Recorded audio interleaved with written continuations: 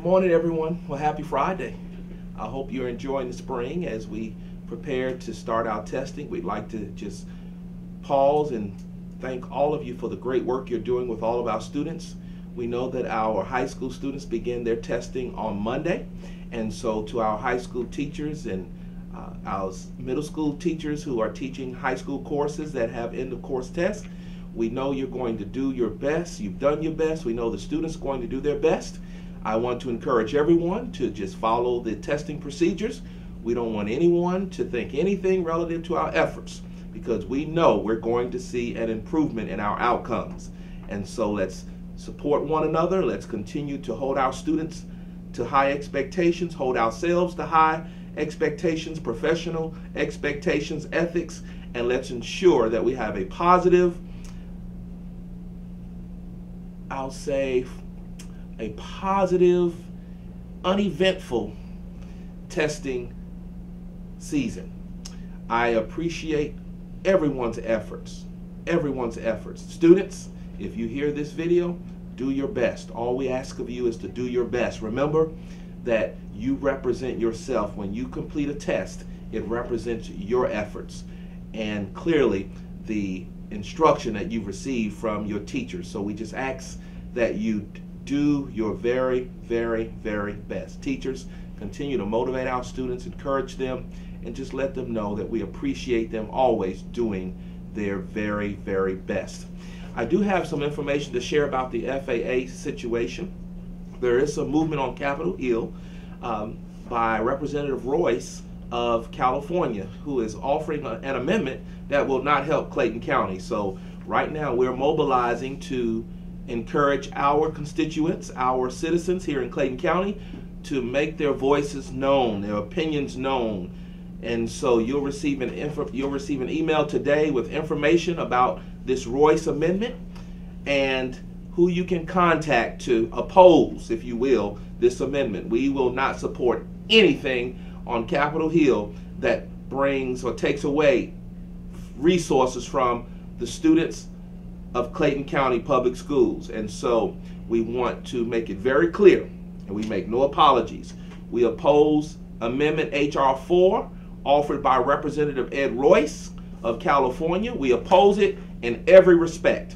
And so once you get that information today, employees and all, let's make sure that our voices are heard and make it very clear to our Capitol Hill individuals, our representatives and senators, that we oppose this bill. We oppose what Representative Royce is proposing, because it is not helpful to Clayton County Public Schools. Again, more information will be shared in an additional email, so we just ask that you read that information and that you take action upon reading that information.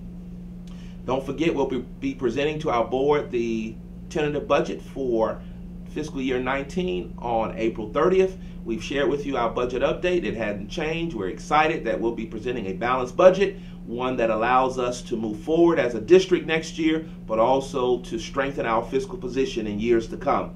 Thank you for your patience. Thank you for understanding. We did send out a correction. My last update, I shared that the step increases would not occur, but the steps would occur. It's just that our salaries will remain the same for next year. So thank you for bringing that to my attention and for giving us an opportunity to correct that. So again, steps will occur, but the salaries will remain the same, and our salary scales will reflect that for next year. Relative to instruction, I would say this: we're preparing clearly. We're working on teaching all students the grade level content. We're providing academic support using our EIP, REP resources, iReady, Achieve 3000, Odyssey-ware. We are clearly eliminating deficits in reading and math. So continue with those efforts. Continue with those efforts. We know that our students will perform at proficient and distinguished levels, at higher rates of proficient and distinguished levels, because of your efforts. Also, this year we've begun conversations about the rigor and relevance framework, which gives us a pretty good definition, if you will, of rigor. So we're bringing the definition of rigor out of the nebula, from that environment and space that we don't really know what's there, and we just know it exists, but we're making it so that we can define it and that we know exactly what it looks like relative to our standards and relative to our instruction. And so I encourage all of you to continue to read and engage relative to the rigor and relevance framework. As more of us are exposed and are informed, I'm confident that rigor in our classrooms will become comparable to the rigor of the standards and the rigor of the assessments. So let's continue with our instructional efforts. Keep up the great work. Thank you for what you're doing. And remember, it doesn't happen all in one day, 1 week, 1 month, 1 semester, or 1 year. It's a journey. So we're on this instructional journey to improve the quality of instruction in every classroom in our school system. I'd like to remind all, as we finish up the last 4 to 5 weeks of school, remember, safety is everyone's responsibility. If you see something, say something. Don't forget, we have our school app. But I want to encourage all of our employees to be vigilant, to, of course, plan for instruction. Let's ensure that students are monitored, they're being held accountable. Let's ensure that we're working as a team. We're working as a team. We want to ensure that all of us, our students, our employees, that we come to school, engage in a safe environment, and that we leave home and go home at the end of the day. So let's ensure that we're all working as a team. Work with one another to ensure students should be in class, they should be engaged instructionally, they should be learning standards. If they've mastered all of the standards for the current grade, go ahead and accelerate them and start teaching the standards for the next grade. It's important that our students are engaged. There are many, many opportunities for our students to remain engaged until the very last day, very last minute of school, on the last day of school. And so let's remember, safety again is everyone's responsibility. If you see something, say something. Let's continue to create these very safe environments in which all of our students and employees thrive. And lastly, let's not forget that we're preparing for our graduations to occur May 24th, 25th, and 26th at the Georgia International Convention Center.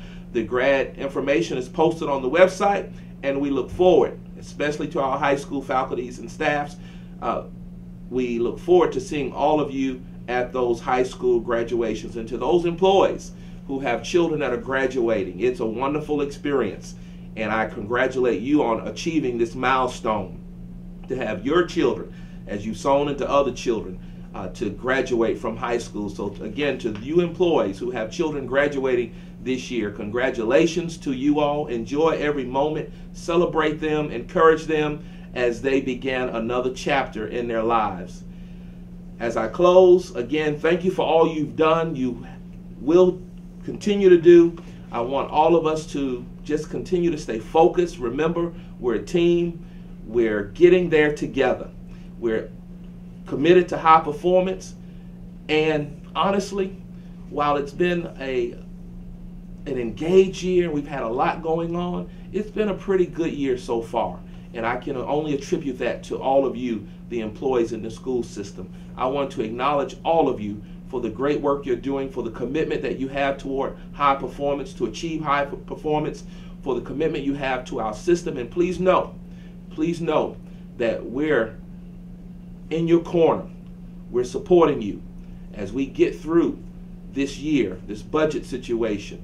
I can assure you, from the bus drivers to the custodians to every teacher, counselors, and all, I can assure you, and if anyone knows anything about Dr. Beasley, I can assure you we're going to be in a whole better position, and we'll be acknowledging all of those who stuck in here with us through these tough times. Remember, lean times don't last forever.